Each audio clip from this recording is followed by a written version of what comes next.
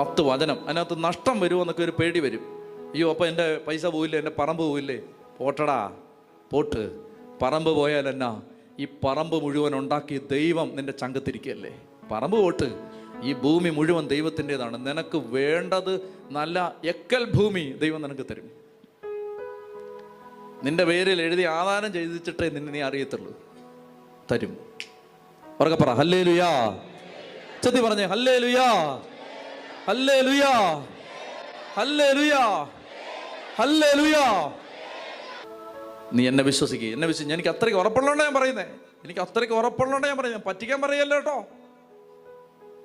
സുവിശേഷ കർത്താവിനെ നമ്പാൻ കൊള്ളാം, അതാ ഞാൻ പറയുന്നത്. കർത്താവിനെ നമ്പാൻ കൊള്ളാം. അവൻ ഒരിക്കലും നിന്നെ ചതിക്കില്ല, ഒരിക്കലും ചതിക്കില്ല, ഒരിക്കലും. അവൻ്റെ വാക്ക് വിശ്വസിച്ചോ, നിനക്ക് നാണം കടേണ്ടി വരില്ല,